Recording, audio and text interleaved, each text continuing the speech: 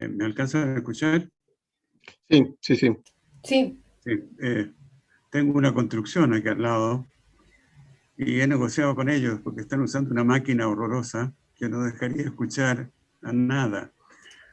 Ni a un mexicano creo que podría escucharlo. Así que veo que se acerca, pero dijo que a las 2 nos dejaría tranquilo. Vamos a ver. Bien. Pues iniciemos. La Escuela Superior de Ingeniería Química e Industrias Extractivas del Instituto Politécnico Nacional y la Red de Investigación e Innovación en Educación Estadística y Matemática Educativa han trabajado para presentarles el ciclo 16 del seminario Repensar las Matemáticas. Bienvenidos a esta primera sesión.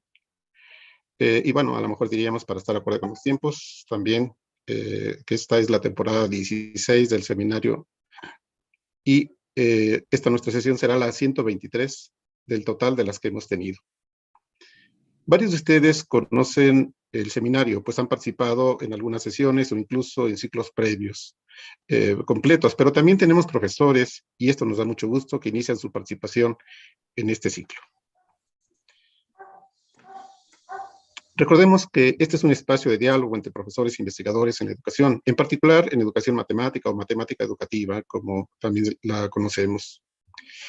Este ciclo consta de 7 sesiones y en ella hablaremos sobre formación de profesores, emociones en el salón de clases, perspectivas de la educación matemática, enseñanza de los números reales, cognición y pensamiento numérico, intuiciones probabilísticas y el tema de hoy, programación y educación matemática.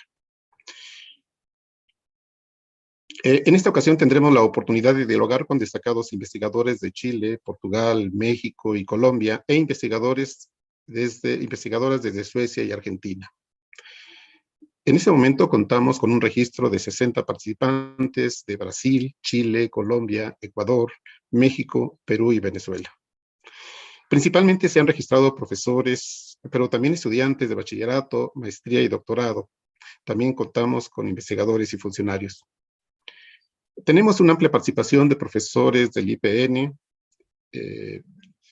cerca de la mitad de los inscritos, pero también del Colegio de Bachilleres de Venezuela y México, de la Universidad Nacional Autónoma de México y una gran variedad de otras universidades y escuelas. Como decía, muchos de ustedes nos acompañan por primera vez. Esperamos que conversar con los desarrolladores y autores de investigaciones en educación matemática sea una experiencia enriquecedora para idear, planear, instrumentar y evaluar cambios en su práctica educativa. En el registro al seminario Repensar las Matemáticas de este ciclo, tienen la oportunidad de apuntarse para participar activamente en las cuestiones de organización de esta comunidad. Bueno, pues sin más, iniciemos, Guillermina, con esta nuestra sesión de este ciclo 16. Sí, gracias.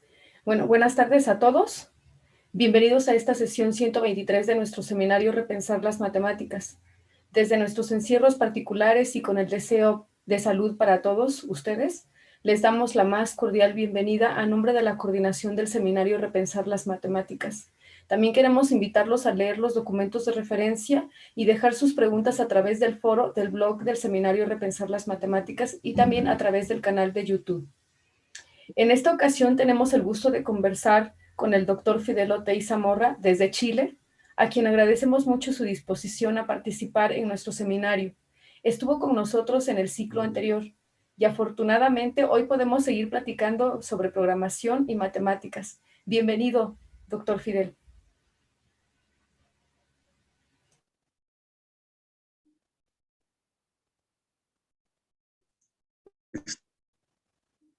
Estaba mudo, pero te agradezco la invitación.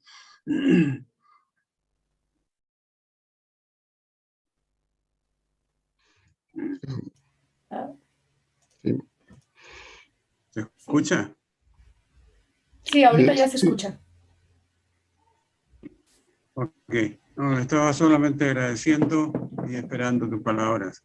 Gracias. Muchas gracias por acompañarnos, doctor Fidel. Pues como es costumbre, en la primera parte platicaremos con el doctor Fidel Oteiza sobre los documentos de referencia.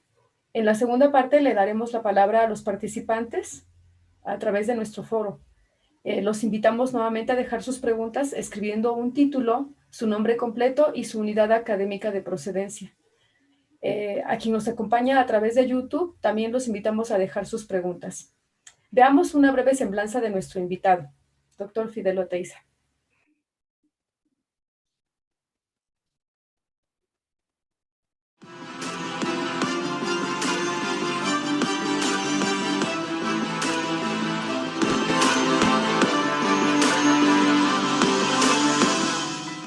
Con más de 45 años de trayectoria profesional como catedrático y una enorme experiencia, hoy en día contribuye al diseño del currículo de Matemática Nacional a través de un curso vía web que Biblioredes ofrece en Chile para que niños, niñas y jóvenes aprendan programación.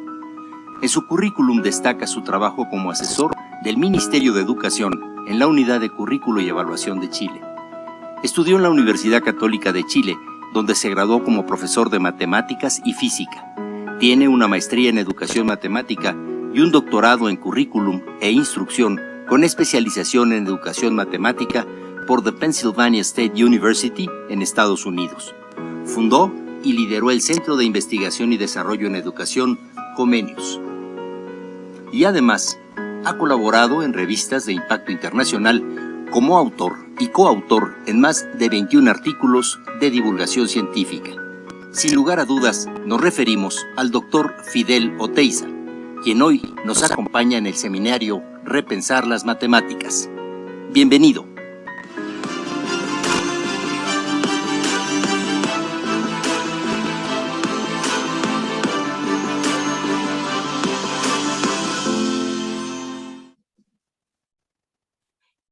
Bueno, pues bienvenidos nuevamente. Fidel, en Chile se tuvo una experiencia notable respecto a la incorporación de las TIC en las escuelas. No fue como en otros países entregar equipos de cómputo a las escuelas y a ver qué hacen con ellos. O sea, primero los equipos y luego a ver cómo los utilizan. ¿Nos puedes platicar brevemente sobre Enlaces, este proyecto nacional de Chile? Para empezar, José Luis y Guillermina, agradecido una vez más de participar en el trabajo que ustedes hacen. Es una labor hermosa.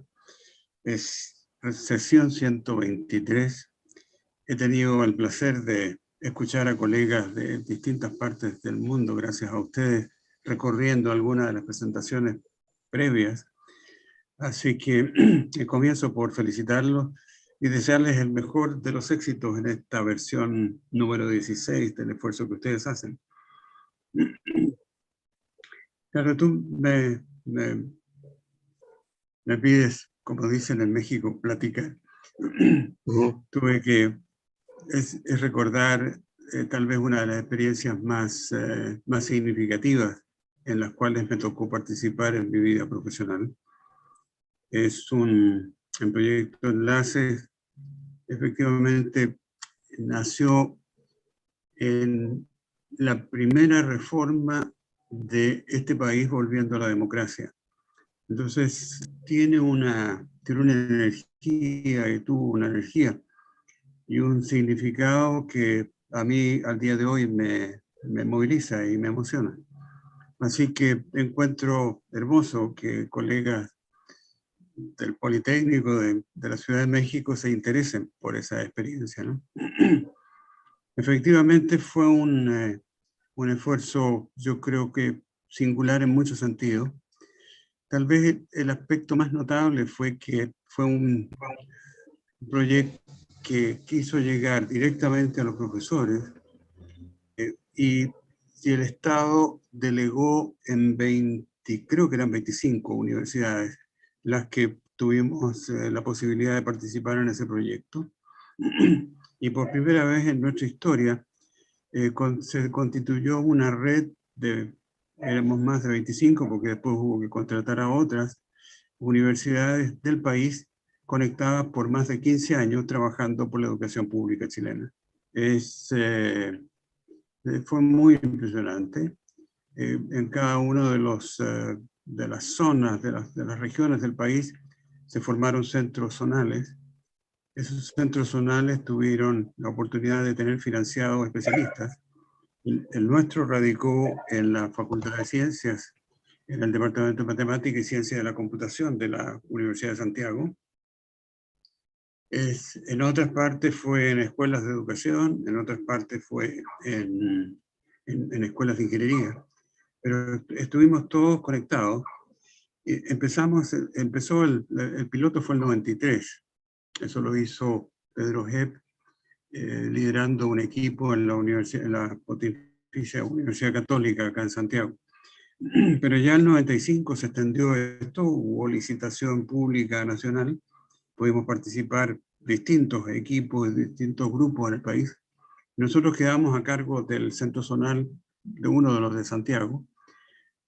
Centro zonal era responsable de lo que estaba pasando en 1000 establecimientos, muchos de ellos, la mayoría en la región metropolitana, pero teníamos como responsabilidad toda la sexta región del país, que es la primera región hacia el sur de Santiago. De manera que nos dio una entrada a las escuelas, a los liceos. Bueno, éramos, como digo, alrededor de 1000 en definitiva. Ahora, todo esto empezó de a poco y fue siempre en el sentido que ya insinuó o comenzó a decir José Luis, de entregar computadores, pero hacerlo con asistencia técnica. De manera que junto con nosotros se formó una banda, yo creo que eran más de 1000 jóvenes estudiantes universitarios, que estaban, muchos de ellos por terminar su carrera, o estaban haciendo la tesis, y que se inscribieron como instructores de enlace. Nos preparamos todos juntos y estos equipos jóvenes iban y volvían desde la universidad a las escuelas o a los liceos,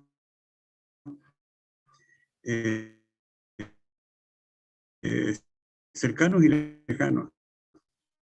Tuvimos escuelas en la parte más alta de la montaña y otras en medio de la ciudad o en barrios a veces populares muy, muy difíciles.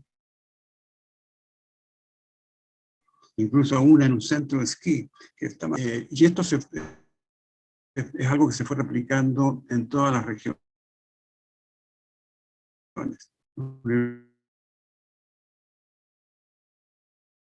Cada una de las universidades principales del país tuvo este contrato. Fue un contrato importante, nos permitía contratar. Hubo momentos que nosotros teníamos 30, 40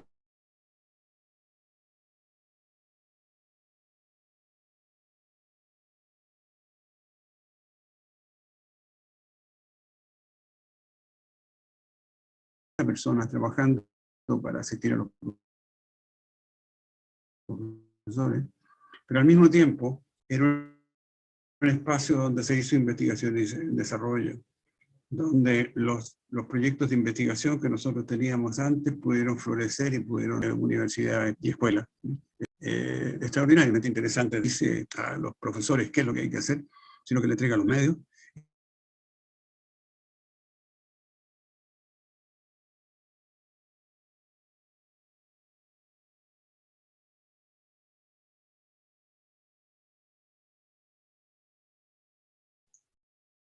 ¿Algo pasó?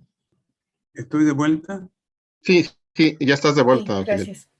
Sí. Ok. No había tenido mucho feedback antes. Mi conexión es mi teléfono, así que a veces cuando el teléfono actúa, debilita la señal. Bueno, empezó a decir que al comienzo fue como tímido, entregar unos pocos equipos, parecía un gasto enorme el poder llegar. Son 11.000 y tanto, 11.000 establecimientos aproximadamente los que fueron atendidos por el proyecto Enlace.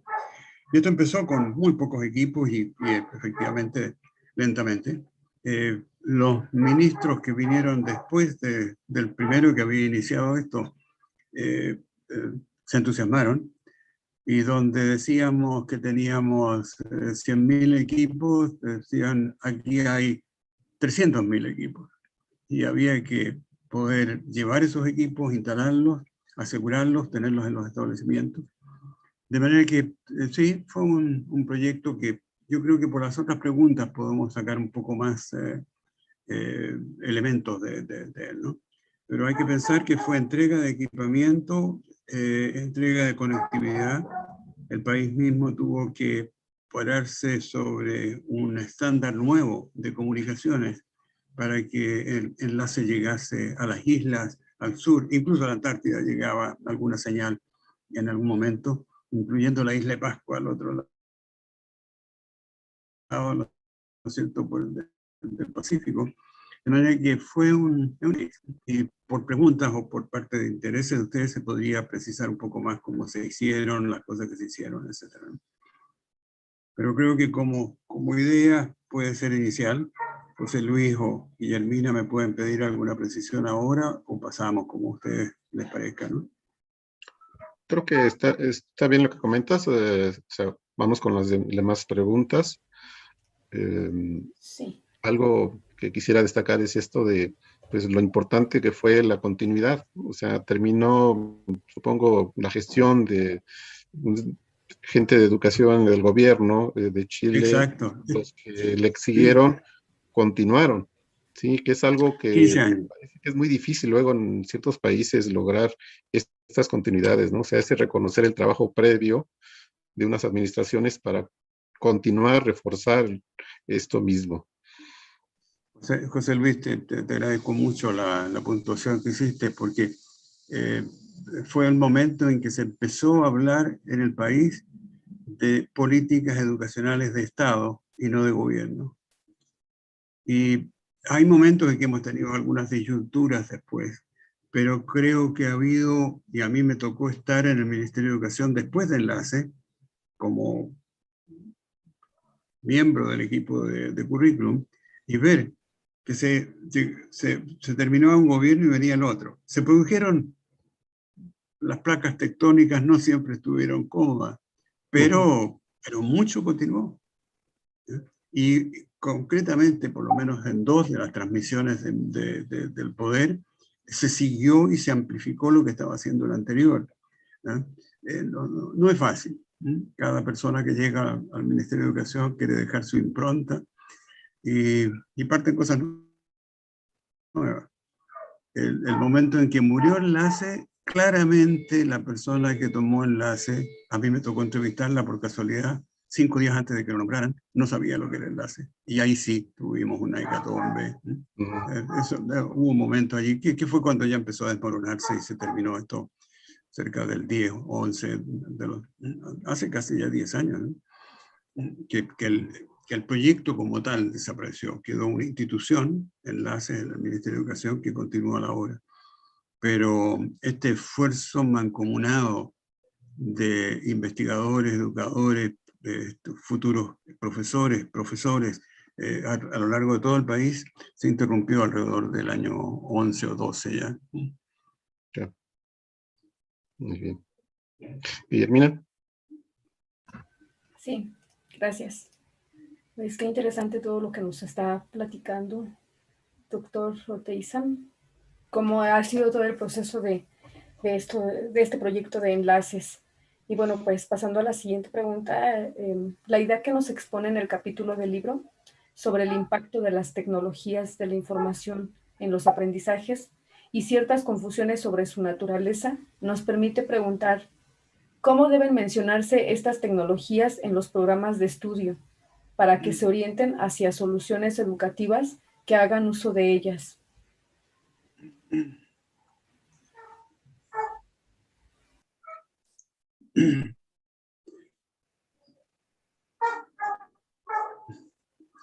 Voy a negociar con mi perro, que parece que está encontrando que me fue más fácil la negociación con los que estaban trabajando en la construcción de los vecinos. Me parece que mi hermana intervino aquí, por lo menos se lo silenció, ¿no? es un compañero, pero a veces un poco tiene su propia opinión, ¿no? Sí. Sí, al decir la naturaleza, hay algo que yo creo que está implícito no, está explícito en mi escrito, pero es que de alguna manera casi todos los obstáculos que yo percibo que tenemos para que la informática sea un elemento más importante dentro del desarrollo educacional del país, y observo algo parecido también afuera, es por algo que está en la mente. Son conceptos, son supuestos. Y tengo la sensación de que muchas veces cuando se habla de informática educativa, especialmente cuando se habla, por ejemplo, de alfabetización de profesores, se tiene un concepto de que esto es una herramienta, cosa que lo es, sin percibir lo que sucede cuando la humanidad por primera vez en su historia encuentra una herramienta, una máquina universal, el concepto de Turing. O sea, lo que hizo ese hombre, lo que hizo el siglo XX en esto, fue entrar en un espacio.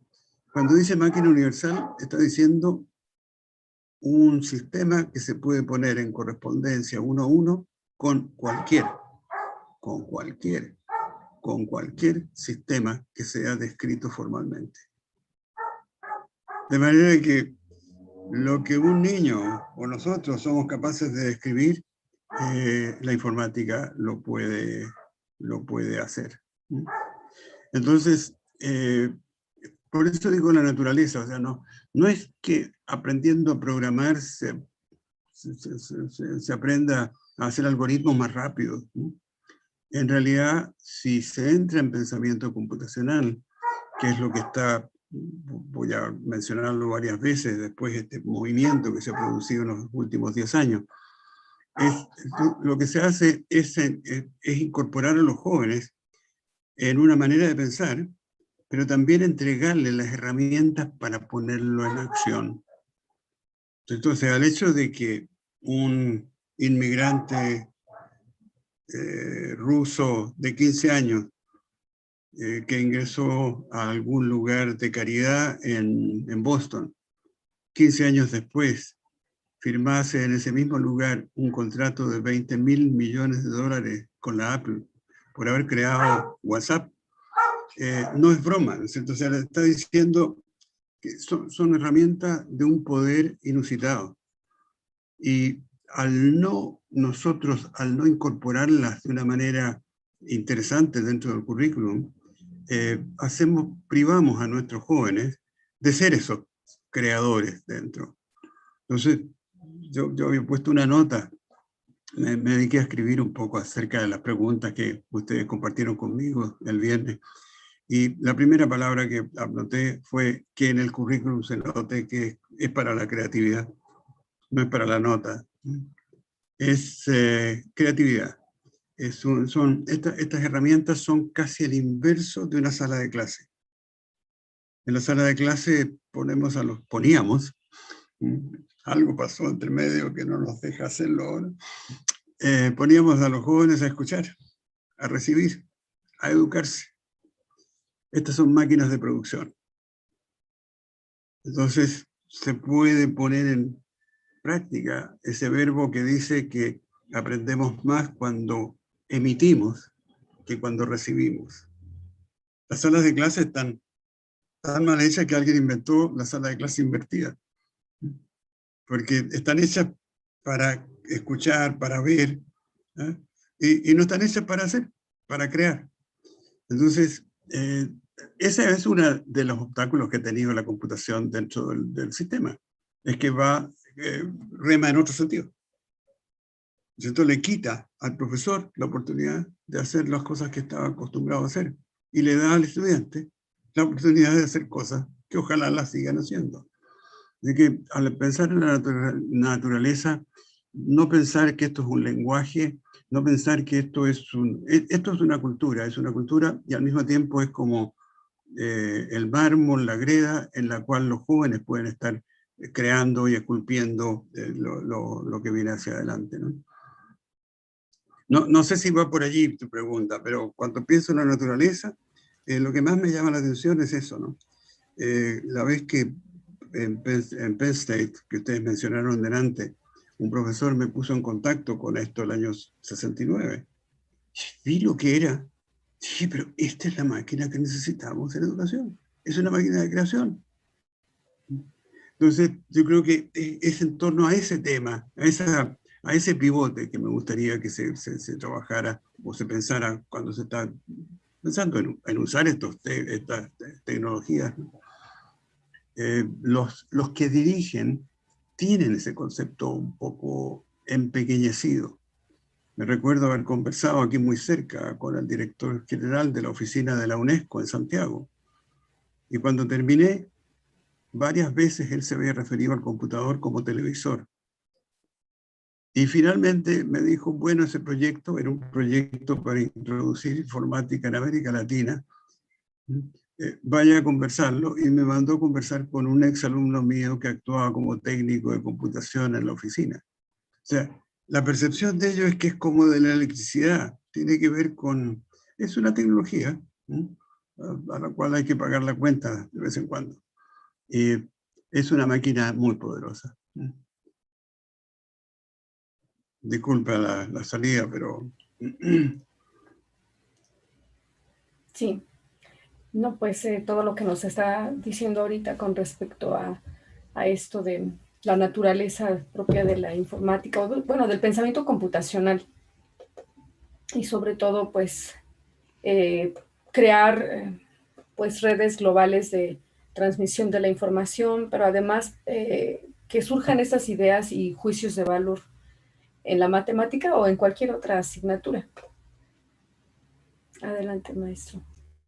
Sí, tal vez, bueno, por un lado es no haber todavía, con todo el tiempo que llevamos, porque ya llevamos un buen tiempo con estas tecnologías o con estos dispositivos, con estas máquinas universales, como mencionas, no hemos terminado de entenderlas, de comprenderlas y de aprovecharlas justamente en educación.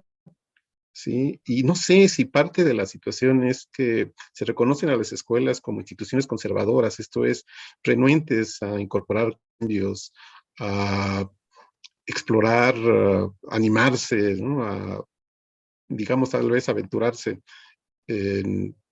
Y a lo mejor también en cuanto a hacerse preguntas de qué tan pertinente es lo que estamos viendo con los alumnos, lo que estamos buscando, y si los estamos encauzando justamente para responder o para que sean ciudadanos capaces de responder a las exigencias de la sociedad que les toca vivir. Y por ello es esta pregunta: ¿cuál fue la reacción de los profesores ante la necesidad en Chile de integrar las tecnologías en las clases de matemáticas? Variada, muy variada, muy variada. Pero en la expresión que usaste recién, o en la forma en que lo pusiste, justamente por el enlaces, una de las cosas que se empezaron a hacer fueron proyectos que eran muchas veces liderados por profesores, otras veces por alumnos mayores. O sea, se produjo, se suscitó, se licitó, se empujó a las escuelas para que generaran estos proyectos. Y tengo el recuerdo de por lo menos 2 veces, una en Rancagua. En Rancagua es una ciudad a 100 kilómetros, un poquito menos de Santiago, hacia el sur. Hubo un desastre durante la independencia, así que se habla del desastre de Rancagua.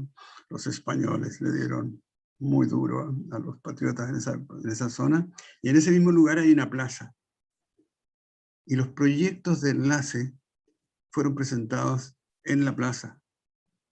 Y tú tenías cientos de personas, muchos de ellos primero los propios padres de esos estudiantes, viendo cómo esos niños le mostraban que ellos habían empezado a componer música usando el computador. O cómo estaban haciendo un proyecto con algunos muchachos de Australia y de Canadá, en que ellos aprendían un poco de inglés, los otros aprendían un poco de español, y juntos estaban haciendo algún trabajo que encontraban interesante. O sea, Es decir, obviamente que es otra escuela, ¿no? No es para aprender a leer, no es para aprender a sumar fracciones. Tú estás haciendo una cosa como mucho más integrada en la vida. Sí, las reacciones de los profesores fueron bien variadas. Yo, Guillermina, después te voy a enviar, hice notas, ¿no? Para mí ayuda a memoria. Y una de las cosas que decía, con la cual terminé, es que nos recibieron siempre muy bien. Nosotros veníamos de un periodo de más de 15 años, ¿no es cierto?, de dictadura, en que cuando uno quería entrar a una escuela, uno trataba de ingresar y te preguntaban, vaya a la superintendencia a pedir permiso. En enlaces, con la reforma, llegaba alguien de mi oficina de Suecia que quería conocer enlaces. Yo le decía, mira, a ver, mira, un teléfono. Don José, ¿podemos ir a visitarlo y usted le muestra una visita? Venga, cuando quiera. Sí, superintendencia, ¿me entiende? El venga cuando quiera se produjo siempre. Nuestros chicos iban con una mochilita porque iban a arreglarle las cosas, ¿no es cierto? Eran solución. No eran supervisores, no eran gente que iban a controlar si habían hecho las clases. No, esta gente iba a resolverle el problema porque algo había pasado con la impresora o lo que fuese, ¿no? Entonces, se produjo una relación extremadamente linda entre 1.000 o 2.000 jóvenes que en todo el país estuvieron entrando y saliendo de la sala de clase antes de salir de la universidad. Entonces, imagínense lo que eran las prácticas en ese momento. Era distinto, porque ese joven ya se paseaba. ¿Quién es el jefe técnico? ¿No es cierto? O sea, y esos fueron los profesores que nos recibieron. Muchas veces tuvimos a estos profesores en las salas nuestras de investigación en la universidad, que no eran una cosa del otro mundo, pero era en la universidad. Y esos profesores decían, es tan lindo esto yo estoy de vuelta a la universidad, gracias a Enlace, porque se iban a los talleres con nosotros, ¿no? Hubo reacciones de pánico también, o de diferencia. Recuerdo bien, casos extremos. Una profesora que en la oficina maestra, ahí en la mesa, decía, mire, yo postergué mi jubilación para aprender computación. Dice, cuando tuvimos el primer taller, yo me di cuenta lo que era esto. Y ella postergó su jubilación. Entonces, no era una jovencita. Esto de que los viejos no sabemos, no era una jovencita. Y ahí estaba. Y otros sí, efectivamente, rechazo. Uno súper lindo, me tocó, Pedro Hepp tenía que presentar el proyecto en Alemania. Él es descendiente alemán además, y no pudo, así que me pidió que yo fuera. Tuve la suerte de estar en Frankfurt mostrando enlace. La primera mano que se levantó fue de un profesor alemán. Y la pregunta fue, ¿por qué nosotros en Alemania no tenemos un proyecto así? Esa era, porque ellos tenían la sensación de que era un proyecto para ellos. Ahora, después salió un poco más la verdad de la milanesa en esa misma reunión, ¿no?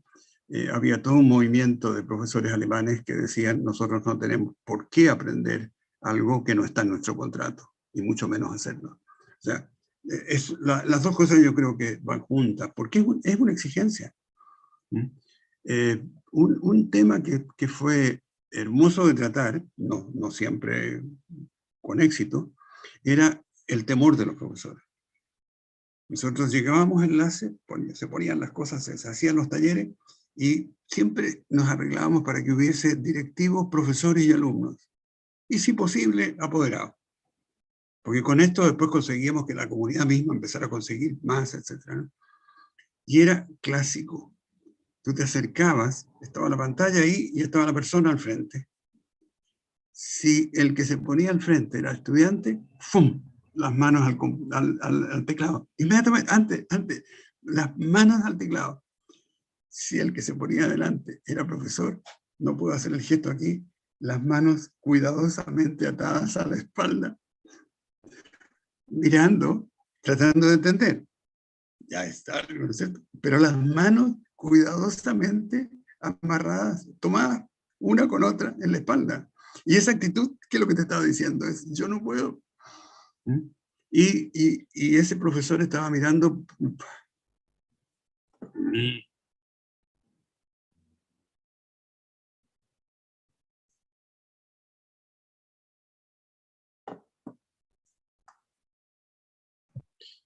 Sí, sí, Fidel. Ahora te escucho. ¿Tú me escuchas a mí de vuelta?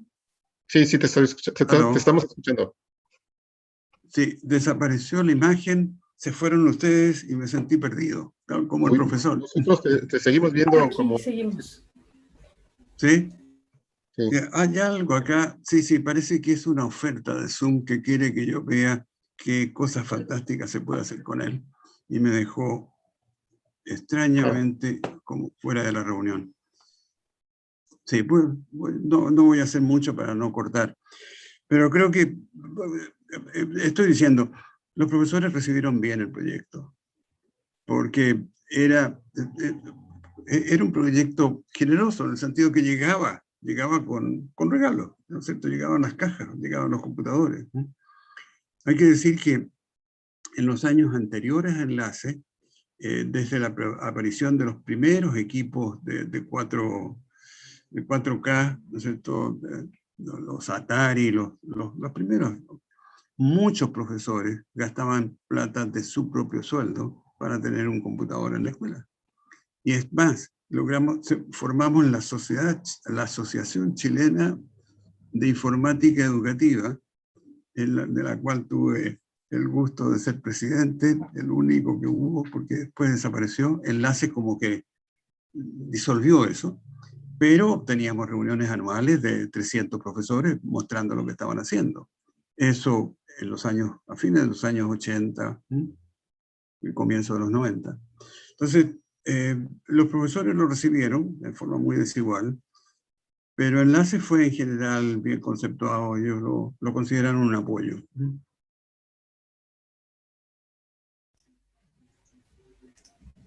Sí, qué interesante todo lo que nos está platicando sobre el interés que tenían los profesores, ese entusiasmo también por aprender nuevas cosas a pesar de que de la edad, dice usted, ¿no? Nunca va a ser una barrera la edad, considero. No hubo una correlación muy directa.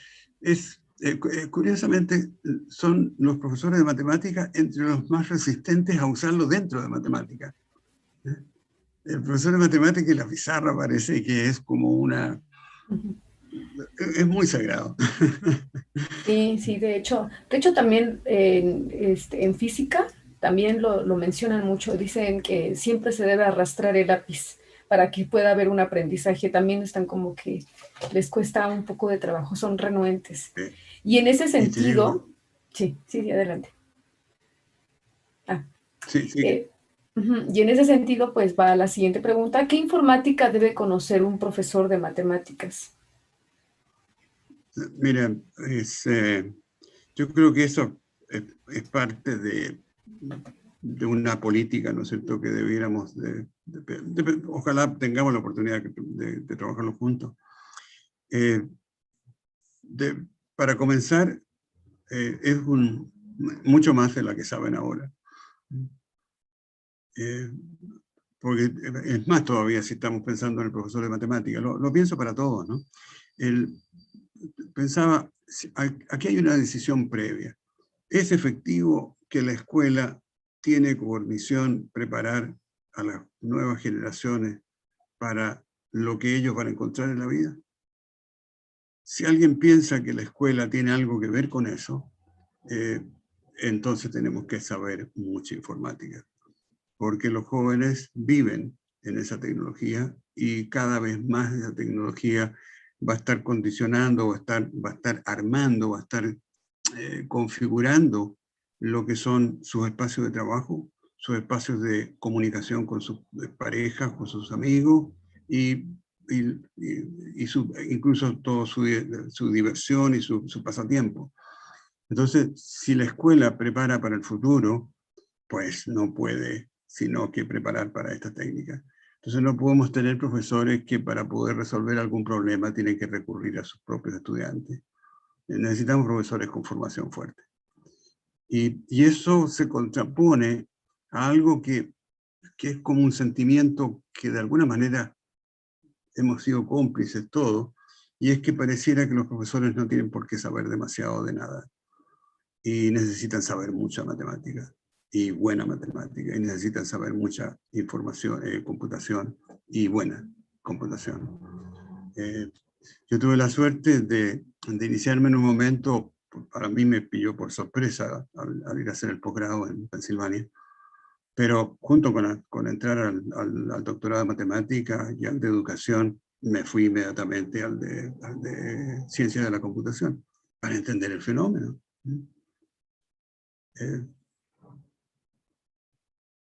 Yo creo que el profesor debe tener una formación en esto, no una alfabetización. La alfabetización es, mi broma es decir, yo esperaba que mis hijos recibieran formación de personas que ya saben. Ahora están mis nietos, voy a la bisnieta, y el profesor va a estar alfabetizado en algo que es crucial en la vida de la sociedad de hoy. Entonces, siento que allí la profesión de profesor, nosotros mismos como educadores, tenemos que apropiarnos de ese conocimiento, tenemos que entrar. A propósito de otra pregunta, tengo ahí el hecho de que nosotros dedicamos 10 años, digo nosotros porque lo hice con mis equipos en la USACH en ese momento, y con algunos de ellos sigo trabajando al día de hoy. Le dedicamos 10 años a inteligencia artificial, y nuestros trabajos estaban entreverados entre los que la universidad presentaba en ingeniería informática. Pero quiero decir que nosotros como educadores no nos podemos como achicar en esto. Y no hay por qué achicarse en nada, empequeñecerse, ¿no? Entonces sí, los profesores debieran de tener. Y pienso que podríamos pensar en dos niveles distintos. Uno, lo que aprende un profesor por el currículum de la carrera, y otro, que algunos entren más adentro.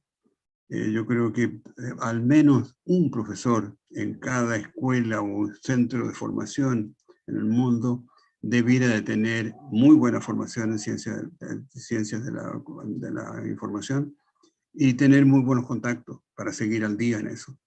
Porque esto va muy rápido, muy rápido. Estas cosas cambian, bueno, ustedes lo han visto, ¿no es cierto?, a mucha velocidad. Entonces necesitamos un profesor que sea capaz también de aprender con las tecnologías nuevas. Pensamiento computacional es un área, pues no ser de interés de todos, pero por lo menos algunos. Entonces diferenciar un poco lo que se le entrega a todos y lo que algunos pueden tener. En un trabajo que hice para escuelas de educación, proponía que cambiáramos el esquema que usamos de formación de profesores, en los cuales tienen una formación general primero, filosofía de la educación, sociología de la educación, antropología de la educación, psicología de la educación, y que más bien pudiéramos tener personas que hacen el equivalente a lo que harían los anglosajones de tener un major en matemática y didáctica y un minor, por ejemplo, en ciencia de la computación, o en filosofía, o en sociología, o en psicología, de manera de poder llevar esas ciencias, no solamente la ciencia de la computación, sino que cada una de ellas en un estado más vivo a la escuela, que lo que puede dar un curso de filosofía de la educación.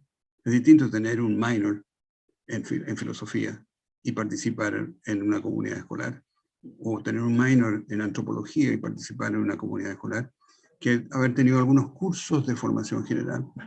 Eso, en algún sentido, entonces, te pondría entre esos minors deseables ciencias de la computación como tal. Programación es interesante por sí mismo, y a propósito de eso vamos a conversar más adelante, de todos modos, de qué lenguaje y por dónde, porque lo que pasaba también en programación es que en este momento la palabra programación como que es tan distinto del Fortran que yo aprendí al comienzo, que ya parece de otro planeta, ¿no? Una persona que está programando en este momento puede arrastrar un procesador de texto y ponerlo dentro de su aplicación. O sea, estoy programando, estoy acostumbrado a dar órdenes al computador, y aquí me basta arrastrar y me traigo 1 millón de códigos, ¿no? Y lo pongo adentro de mi computador. O sea, la noción de programación también es muy potente en este momento y es muy distinta. Más que lenguajes, uno trabaja en espacios de programación, en sistemas de web, en ambientes que te permiten programar. Entonces, que las escuelas de educación tengan buenos especialistas, que tengan buen conocimiento.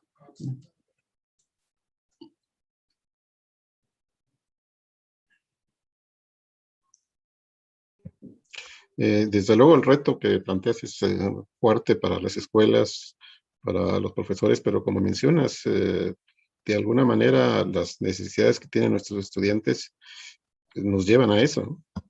A repensar lo que se está tratando, bueno, cómo se está trabajando con los alumnos, y que pues hay varias cosas que ya no corresponden a la realidad que se están viviendo.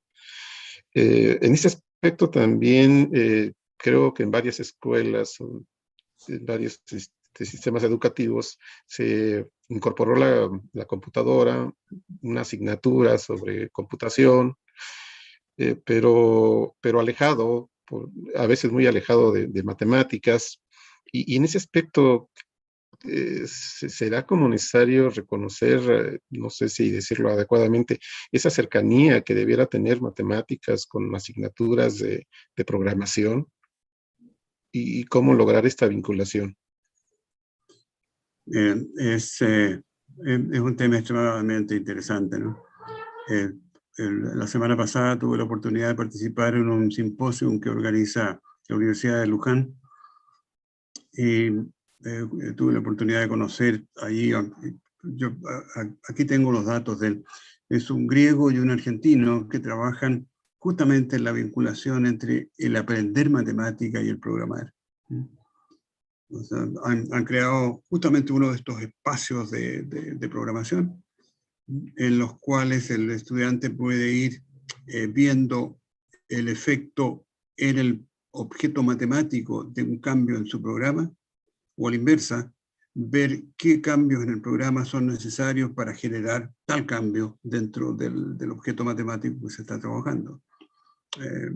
Los ejemplos más simples son de figuras geométricas, pero luego llegan a fractales y a integrales. Entonces, en dos pantallas distintas, una al lado de la otra, tú estás viendo qué es lo que pasa cuando tú cambias tu código y lo que está sucediendo con la matemática.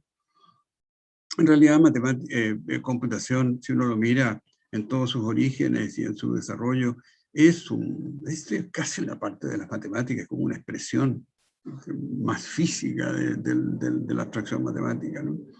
Los pensadores que la hicieron posible eran matemáticos, ¿no? Eran lógicos, matemáticos los que estaban allí, ¿no? Fortran significa Formula Translator.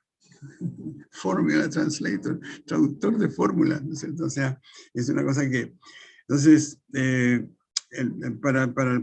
para mí ha sido más bien una sorpresa que los profesores de matemáticas no reconozcan esto como una cosa, como un tremendo potencial de las cosas que ellos mismos están haciendo, ¿no?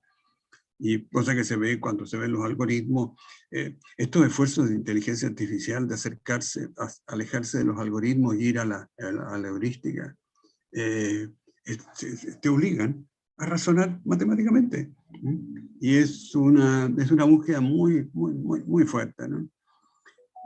Es por eso que pienso que para el profesor de matemáticas debería tener una formación no solamente en lenguaje, sino que en ciencia de la computación, para entender lo que está sucediendo allí, ¿no? Se ha producido un campo, una preocupación paralela que es atractiva, que la voy a mencionar, y es, así como hay pensamiento computacional, en inglés suena bastante bien, se ha producido el pensamiento diseñal, o sea, design thinking, es el pensamiento en diseño, que si tú lo traduces como que no queda muy bonito, ¿no es cierto? Pensamiento en diseño o diseño, y es que esa es un área en la cual los profesores de matemática ojalá tuvieran interés y vieran lo que hay ahí. ¿Por qué? Porque como profesores yo propiciaría la creación de espacios de aprendizaje. más que la clase de matemáticas. Y el espacio de aprendizaje es un espacio en donde se dan interacciones matemáticas. Para eso hay que saber mucho matemáticas, pero hay que saber diseño, porque se trata de crear espacios que están fuera de la cabeza del profesor.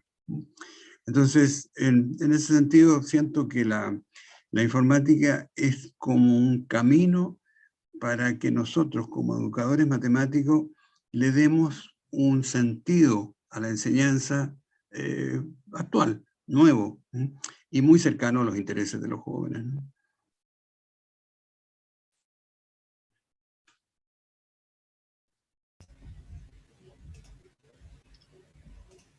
No, pues, bueno, todavía tenemos bastantes cosas que comentar contigo, pero,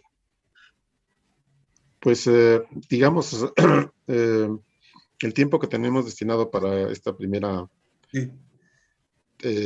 Etapa, digamos, de la sesión, pues prácticamente lo hemos consumido.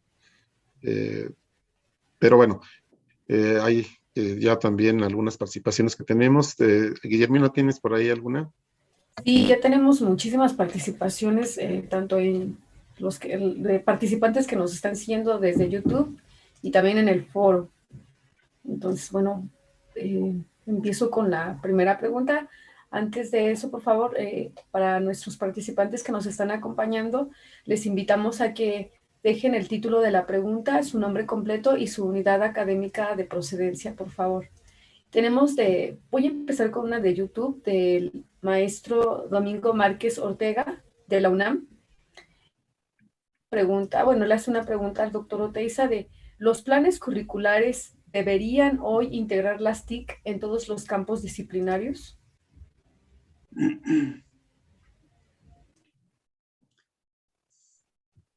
Por lo que he dicho, yo creo que hay buenas razones para que esto suceda en cada uno de los campos de conocimiento. Piense en un médico, piense en un ingeniero, piense en un arquitecto, piense en un profesor, piense en un matemático, en un biólogo. ¿Qué está haciendo la informática en esa área del conocimiento, en esa área profesional o en esa área de investigación o desarrollo? Las ingenierías en este momento como que no se pueden entender si no se dan con una expresión digital importantísima. Arquitectura no se puede entender si el arquitecto no es capaz de ponerte en la pantalla todo lo que va a pasar con ese edificio bajo todas las circunstancias de vida de ese edificio. Todo lo que es simulación en física, en química, es una herramienta que está actuando en todas las áreas del conocimiento. De manera que privar a los estudiantes de un conocimiento de esa naturaleza en cualquiera de las especialidades es dejarlos con las manos atadas, o por lo menos con una mano agarrada a la espalda, que se va a notar en el momento que se desarrolle la actuación profesional de esa persona. De manera que pienso que sí. Yo creo que el esfuerzo que han hecho varios países de tener una formación en pensamiento computacional desde temprano les va a dar ventaja, les va a dar fuerza a esos jóvenes, a esos niños. Programar ahora no significa hacer un cálculo de un algoritmo, como decían antes. Programar ahora puede ser armar un grupo de estudio en torno a un tema. Puede ser revisar las alternativas del COVID bajo tales circunstancias. De manera que creo que tenemos que poder ser capaces de acompañar a esta herramienta que nos está sobrepasando en lo que somos capaces de hacer en cada una de las áreas de conocimiento. Yo veo a los médicos la cabeza va de la pantalla al paciente. Y cada vez más va a haber cosas que, por ejemplo, en México se desarrolló mucho telemedicina u otras formas de actuación. De manera que sí, yo siento que nosotros tenemos que hacer un esfuerzo pronto, porque esto nos está pasando por encima y estamos dejando pasar muchas oportunidades. para los jóvenes es de su propio interés, ¿eh? Crear juegos, crear ambientes. El especialista griego que mencioné sí, a la pasada, pero que lo tengo anotado en este papel que te voy a mandar, Guillermina, mostraba que podían relacionar matemática con programación, pero luego tiene ambientes socioculturales y programación. Entonces, que aumenta tal variable, ¿qué pasa con el grupo que está actuando allí? Entonces, lo relacionan con los grandes desafíos que tiene la humanidad en este momento, el cambio climático, la pandemia, y los jóvenes empiezan a trabajar digitalmente aquellos problemas.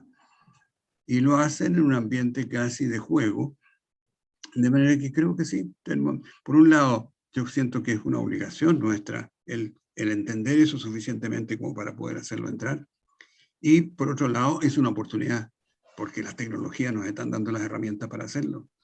En este momento aprender a programar con programación en bloque es, si quieren, en un rato todos los que están escuchando podemos estar programando.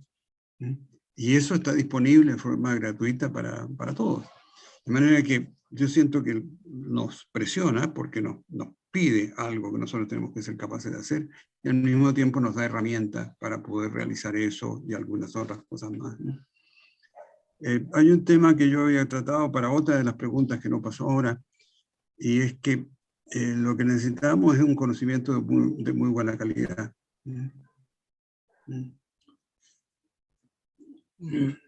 Sí.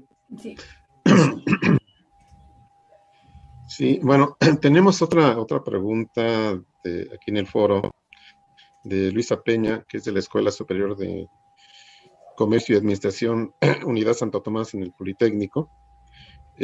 Bueno, ella nos dice, tomando en cuenta la pandemia de COVID-19 que se experimenta a nivel mundial y que con ello se originaron las clases virtuales en sustitución temporal de las clases presenciales, pregunta, ¿qué tanto cree que puede aprovecharse la previa capacitación que han tenido estudiantes y docentes con relación a las nuevas tecnologías educativas con la nueva normalidad una vez regresando a clases presenciales?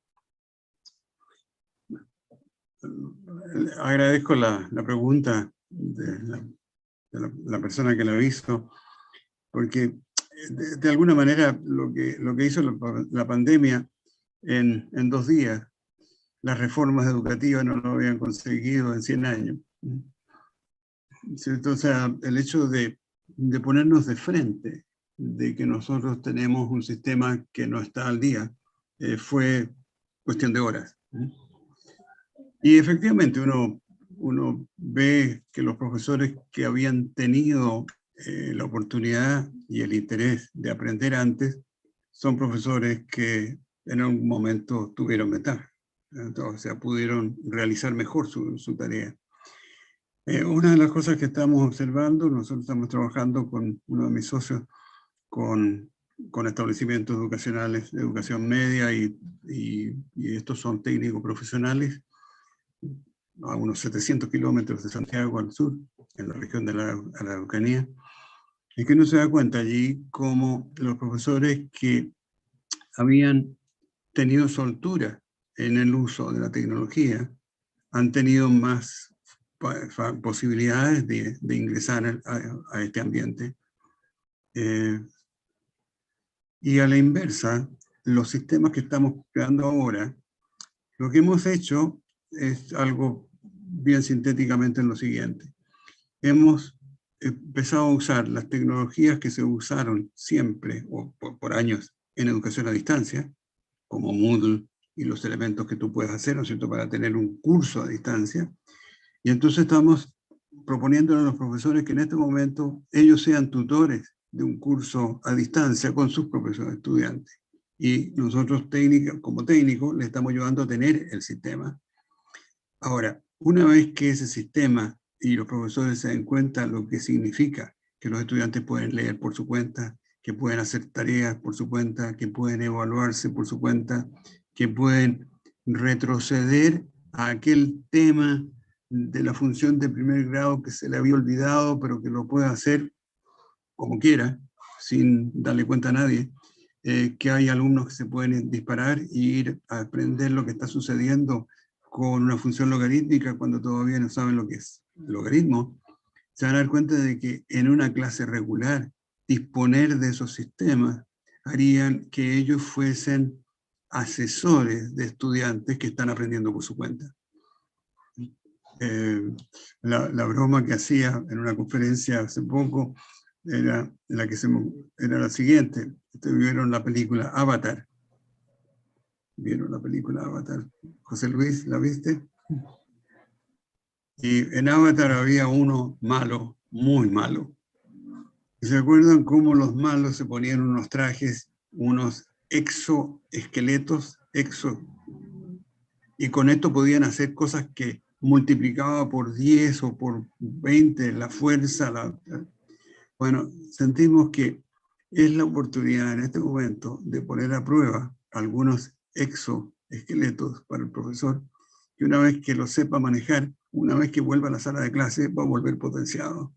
Y le va a poder decir al estudiante, mira, tú que tienes problemas con esto de fracciones, hazte esta cosa y después conversamos. Y tú que quieres saber sobre integrales, haz esto y después conversamos, porque va a estar todo ahí disponible para que los estudiantes lo hagan por su cuenta. De manera que sí, gracias por la pregunta, es donde estamos poniendo toda la energía, es crear espacios en los cuales en este momento el profesor sea tutor de sus estudiantes y que una vez que esto esté hecho, el profesor se haya acostumbrado a utilizar tecnologías que le permiten tener una sala de clase muy interactiva, con estudiantes aprendiendo de una manera muy distinta que solamente con la pizarra y su voz, ¿no?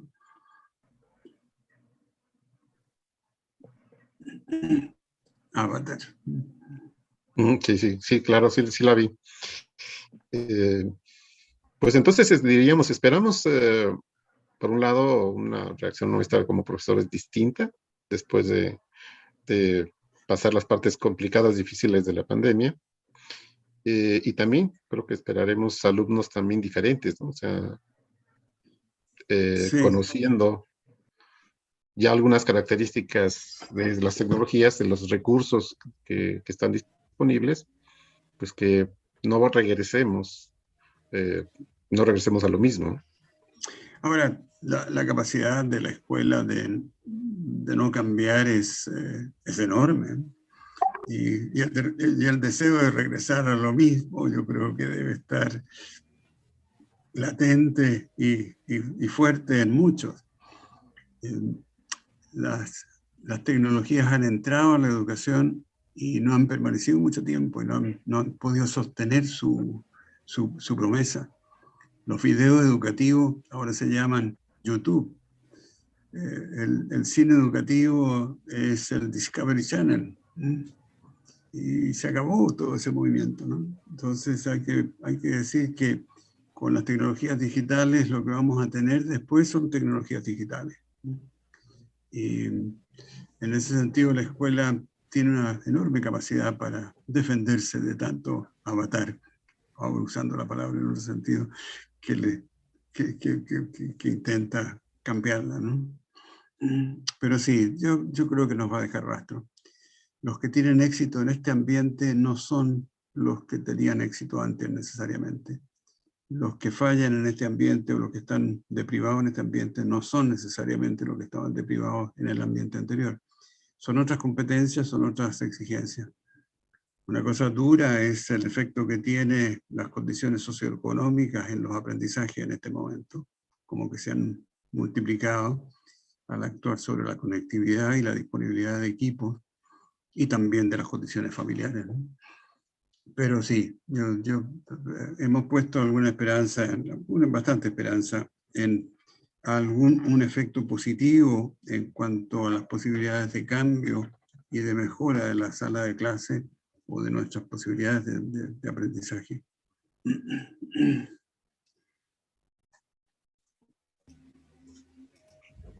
Y mira, ¿tienes otra pregunta? Sí, tenemos varias preguntas, tanto en YouTube como en el foro. La siguiente pregunta es, de la maestra María Eugenia Ramírez Solís, docente de Dirección de Educación Media Superior. El uso educativo de las tecnologías digitales aún representa un reto en las instituciones educativas. Si se resuelven en primera instancia el acceso a las tecnologías, los siguientes pasos se dirigen al uso educativo para el aprendizaje y apropiación de estas. Más allá de una alfabetización digital mínima, la pregunta es, ¿cómo formar a los profesores para pasar del uso comunicativo de las TIC a soluciones educativas eficientes? La última parte de la pregunta es muy atractiva, ¿no es cierto? Porque claro, la formación inicial está muy orientada a que tú tengas un conocimiento y seas capaz de comunicarlo, activar a los otros para que lo aprendan y después evaluar eso. Entonces, tú generas un esfuerzo enorme como ser humano para desarrollar esas actividades, esas capacidades. Y esto te está pidiendo algo diferente. Por eso mencionaba esta necesidad de formación en diseño. Es distinto preparar una clase que preparar una simulación. Te pasa por un conocimiento, pasa por una práctica. Entonces, lo que uno desearía en este momento, lo que uno visualiza como posible, son la existencia de talleres armados por equipos interdisciplinarios que son capaces de preparar a otros para hacer estas cosas, y profesores que van aprendiendo estas capacidades, como quien dice, secuencialmente. Para ejemplificarlo, si fuese matemática, talleres en GeoGebra, en el sentido de que con GeoGebra tú puedes hacer cosas muy básicas, de hacer construcciones geométricas, después relacionar el álgebra con la geometría, pero luego puedes empezar a programarlo. Y cuando empiezas a programarlo, puedes crear espacios para que tus estudiantes interactúen con esos espacios.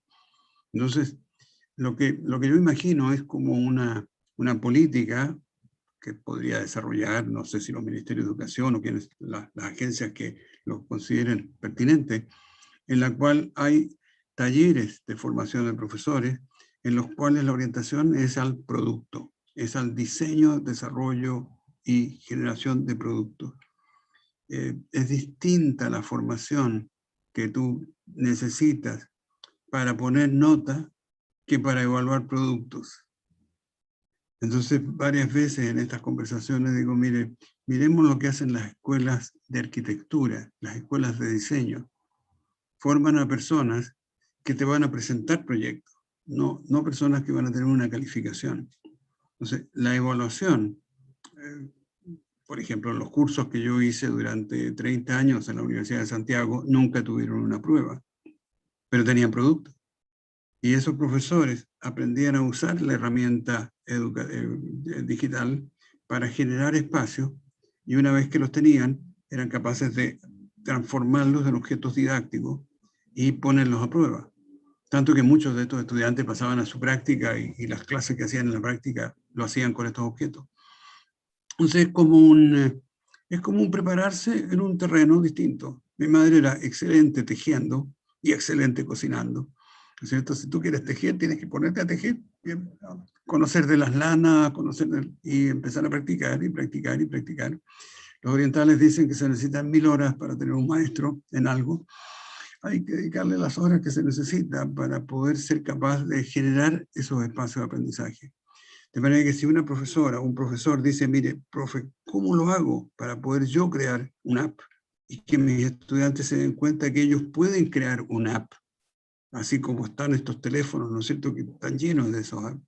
Bueno, App Inventor. Y hay talleres, y hay maneras, hay espacios para aprenderlo, y tenemos que ser generosos los que ya hemos pasado por estos lugares de poder ofrecerlo a los demás. Así que si alguien me consulta, yo le digo cómo se puede preparar para hacer eso. Talleres, cursos como monográficos pequeños sobre el uso de algunos de estos. Scratch, cómo usar Scratch, cómo aprender con Scratch, cómo usar el sitio de que tiene Scratch, a donde hay millones de programas que están llegando todo el tiempo, de todas partes del mundo. Entonces, no son ciencias, son para lo que necesite el profesor. Van a tener que hacer talleres sobre cosas muy específicas, sobre herramientas como las que yo acabo de mencionar. Scratch, App Inventor, GeoGebra y algunos otros que en este momento no me pasan por la cabeza, pero que son aquellos con los cuales tú puedes crear situaciones en las cuales los estudiantes interactúen con el conocimiento que uno quiere ofrecerles, ¿no? No le contesté todo a la profesora, a lo mejor derivé un poco, pero yo iría por allí. Sí, sin duda, pues nos hace falta muchísimo conversar de toda la información que nos ha compartido y de lo que hemos podido dialogar con usted, pues sí, nos hace falta todavía tiempo para poder, pues, dar una respuesta a lo mejor más amplia, pero muchísimas gracias, doctor. Maestro. Yo estoy agradeciendo la pregunta, y esta vez, a diferencia de la anterior, me dediqué a contestar cada una de las preguntas que ustedes me hicieron por escrito, y podría ser un elemento que pudiéramos compartir entre varios para enriquecerlo, porque cada uno de los temas, esto necesita desarrollo y la dirección para poder encontrar dónde está el pensamiento de educación computacional, dónde está el design thinking, dónde aprendo Scratch, ¿no es cierto? Todo eso podríamos reunirlo entre varios. Así que gracias por la pregunta. Me hizo pensar mucho en lo que hice, me ha hecho pensar mucho en lo que estoy haciendo y lo que podemos hacer más adelante. Así como tuvimos el Centro Comenius en la Universidad de Santiago, en este momento está en formación la Corporación Comenius, que ya tiene los primeros pasos legales, tiene existencia legal. En la próxima vez que conversemos probablemente ya va a tener incluso dirección y página web.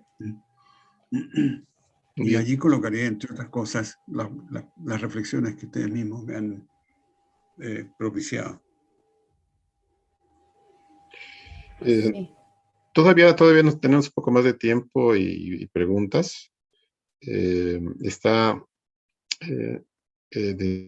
una pregunta de Alexis Castro Soto de la Universidad Autónoma de Zacatecas, un poco de lo que acabas de mencionar.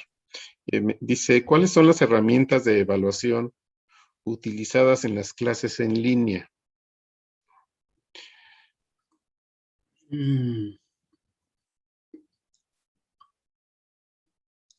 Aquí, paralelamente en mi teléfono, me están llegando preguntas de profesores con los que estamos trabajando en la Araucanía.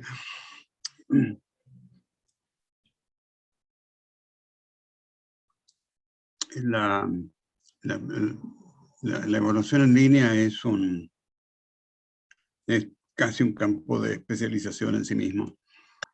Y yo reconozco que hemos avanzado un poco en esa dirección, pero lo que hemos avanzado se los puedo retratar de la forma siguiente. Depende, la evaluación y el currículum son me pasó por la cabeza una cosa terrible, dos enemigos, son antagónicos.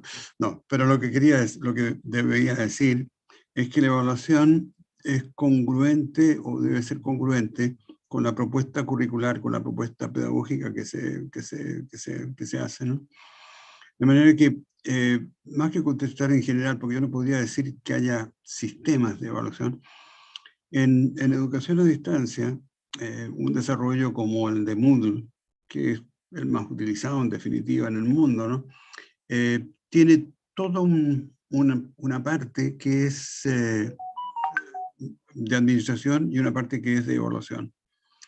Y lo que nosotros estamos aprovechando es el hecho de que en estos sistemas, esto está cada vez más, voy a tener que alejar el teléfono, pero si alejo el teléfono no tengo red. Estos cursos a distancia han incorporado adentro de sí mismos otros recursos.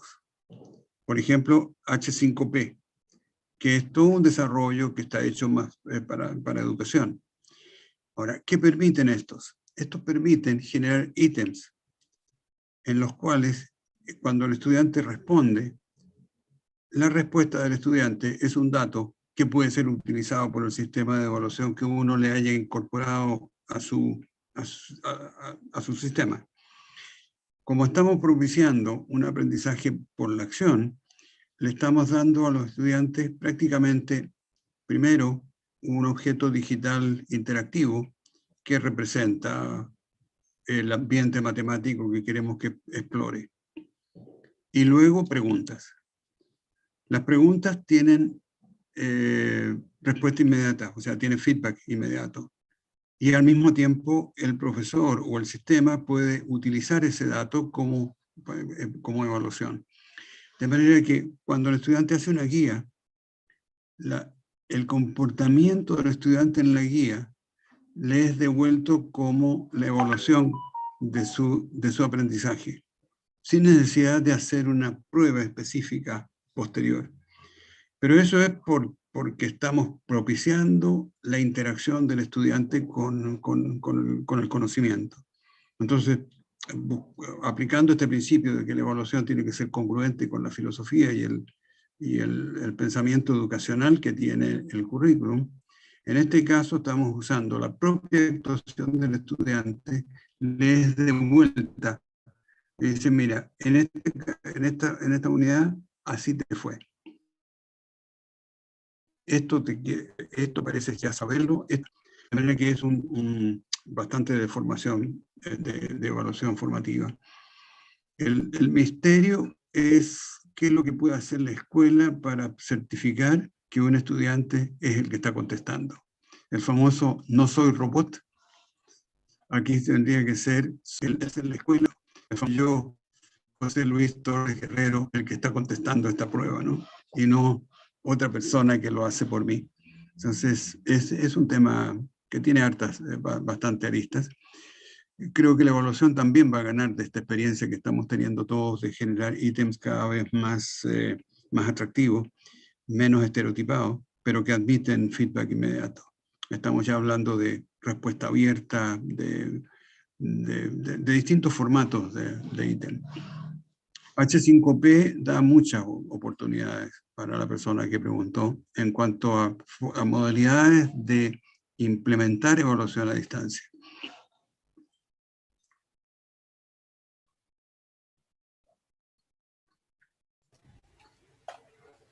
Sí. No todos tienen la suerte de tener una hermana compasiva que me trajo un ramo de uva delicioso. Así que le agradezco públicamente a ella porque tuvo esa... Es que qué bien. Pues tenemos muchas preguntas, a lo mejor no nos da tiempo todas poderlas enunciar, pero como usted bien nos comentaba ahorita, se pueden seguir respondiendo. Ahorita tenemos preguntas de maestros, pero ahorita quisiera hacer una pregunta de un alumno que desde YouTube. Bueno, ¿sí? ¿Continúo? Sí. Ah, ok. Nos dice Ángel Gabriel Almada Zacarías, del CECIT número 11, estudiante del CECIT número 11. ¿Cuál sería el método de mantener la atención de los alumnos en materias como matemáticas o programación?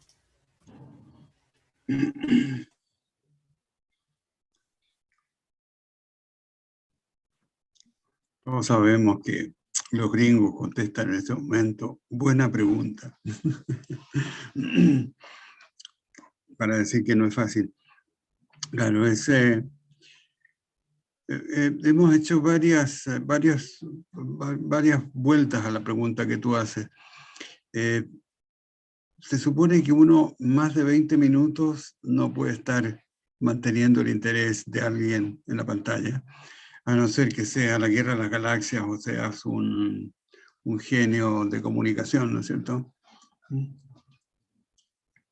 De pasada, en diseño instruccional, siempre pensé, el día que tengamos a Spielberg o a alguno de estos creadores trabajando para los cursos de educación, vamos a tener educación atractiva. O sea, sí, efectivamente, nosotros tenemos que buscar por ese terreno.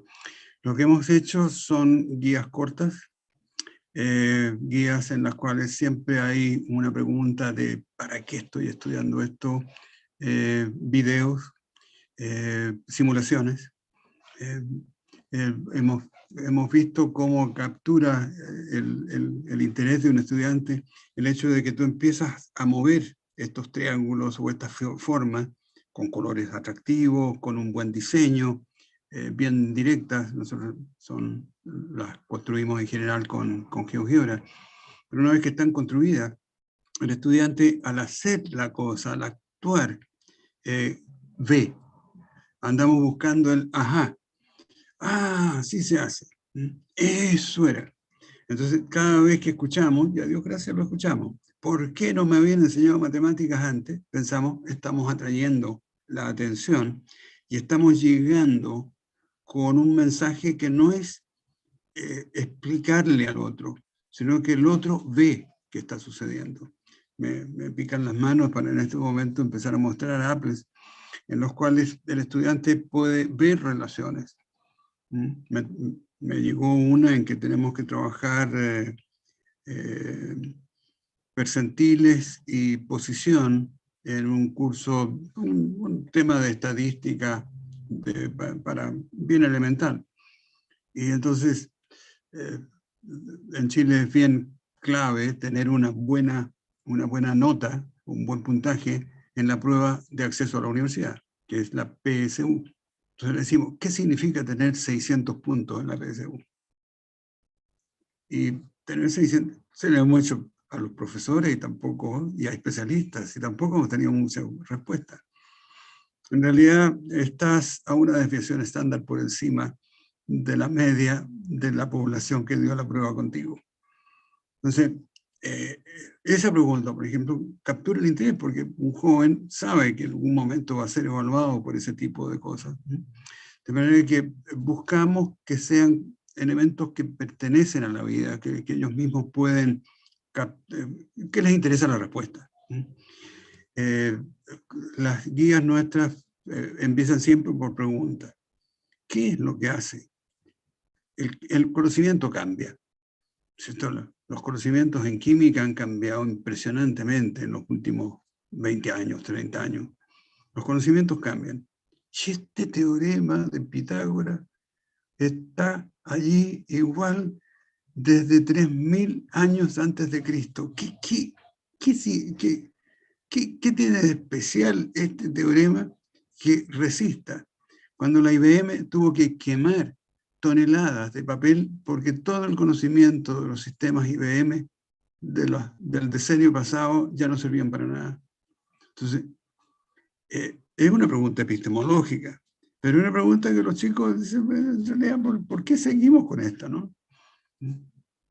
Hay un libro muy atractivo que me lo convidó un colega colombiano, que es el teorema del loro. Y en el teorema del loro hay una conversación entre el viejo librero y sus sobrinos, él desde una silla de ruedas, y le está tratando de mostrar el sentido de lo que es un teorema. Y cuando el chico dice, pero todos los triángulos tienen que cumplir eso, pero no habrá un triángulo guerrillero que se escapa por detrás de los postes y no cumple el teorema. Y el viejo le decía, mira, desgraciadamente no hay triángulos guerrilleros que se puedan escapar de este teorema. Entonces decía, esta es una solución totalitaria. No me gusta, decía el muchacho. O sea, lo que quiero decir son, la matemática tiene tantos elementos, tiene tal riqueza, que en general es relativamente fácil llegar con ella a cosas de la vida de las personas, ¿no? Esas son las pistas que más hemos utilizado. Más preguntas, tiempo para explorar, tiempo para conjeturar, que ellos mismos propongan su idea, lo que significa pasar menos materia, ¿eh? Eso, nuestros profesores dicen, profe, si yo lo sigo a usted, llega el supervisor después y me castiga. Y es cierto, porque para poder tener un poco de profundidad hay que a veces tomar más tiempo. Y si alguien se interesa, después se queda después de clase trabajando en eso y no le interesa la clase que viene, porque ya se interesó por algo, ¿no? De manera que en gran medida es como un clima. ¿Qué tipo de espacio, qué tipo de clima generamos entre nosotros y nuestros estudiantes? Con esta costumbre de tener cursos en los cuales había productos, yo entregaba material y después esperaba la respuesta de los estudiantes. Si no había respuesta de los estudiantes, me iba, porque no tengo nada que decir. Si ustedes no tienen preguntas, yo no tengo respuestas. O sea, yo creo que en gran medida de cómo nosotros creamos una relación que haga con el estudiante lo que es capaz de hacer una buena película, una buena serie, que atrae, que hace que uno le dedique tiempo a eso, ¿no? Y el conocimiento es una buena serie, no lo malgastemos en cosas de rutina, mucho menos fórmulas y más razones, mucho más por qué y para qué que el cómo. El cómo viene después, una vez que uno ya sabe cómo es lo que está buscando, ¿no? No es una muy buena respuesta para tu pregunta, pero sí, es un desafío el atraer a jóvenes, atraerlos y mantener la atención, ¿no? Que sea breve, que sea atractivo, usen el color, usen el sonido, usen el video y mucho la interacción entre ellos, ¿no? Esto lo preguntó alguien más, ¿no?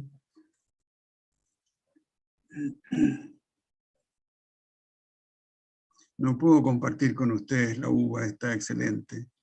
Es de una zona del norte en que se dan unas uvas rosadas muy sabrosas. Así que, gracias, Cristina. Bueno, pues Fidel, es una invitación para que en la primera oportunidad que tengamos de viajar para Chile, pues podamos disfrutar. De todos modos, tengo en la montaña un lugar muy lindo y parte del basement fue hecho con la idea de recibir a todos mis amigos del continente con los cuales he interactuado, a Dios gracias, profesionalmente durante toda mi vida profesional. Así que están incluidos. Muy bien, muchas gracias. Muchas gracias. Pues Guillermina, el tiempo se nos está agotando. Se nos agotó, exacto. Pues queremos agradecerle, doctor Oteiza, nuevamente por compartir todos estos conocimientos, toda esa experiencia con nosotros. Consideramos que el tema de programación y el pensamiento computacional son temas que debemos poner especial atención nosotros los docentes para poder llevar a cabo una formación correcta y orientada hacia el aprendizaje de las matemáticas con nuestros alumnos.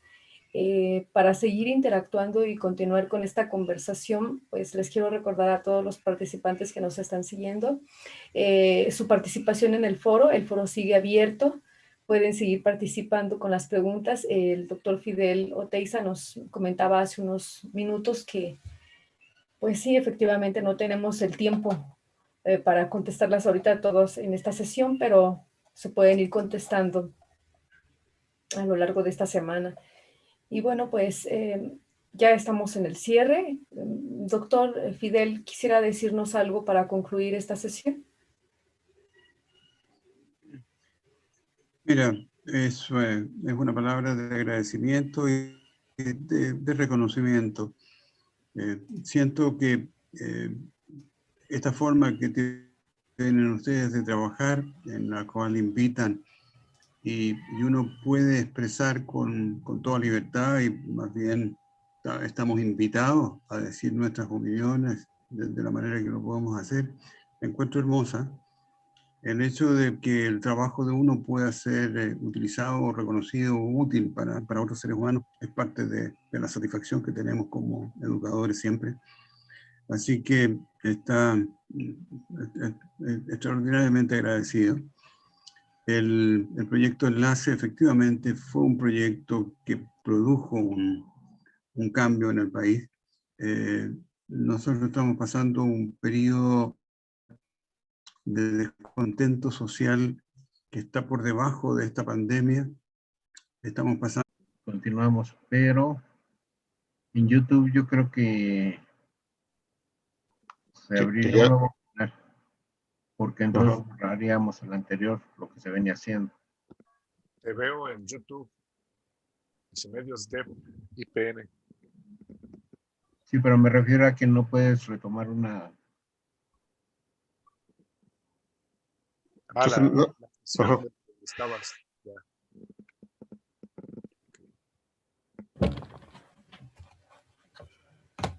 Hola, JL. ¿Crees que se conecte Fidel o ya no? Pues no me ha mandado mensaje, ya lo leyó, pero no me contesta. Pues si no solamente que ustedes hagan el cierre, José Luis y Guille, ¿cómo ven? Claro, Pues explicando. sí, vamos a darle por lo menos unos 2 minutitos, ¿no? A ver si, porque ahorita para conectarse también tardó, dice que tenía problemas. Entonces, pues si gustan, lo dejamos unos 2 minutos y ya si no, pues ya damos el cierre. ¿Qué les parece? Es que el tiempo es oro, Guille, aquí en la televisión. Sí.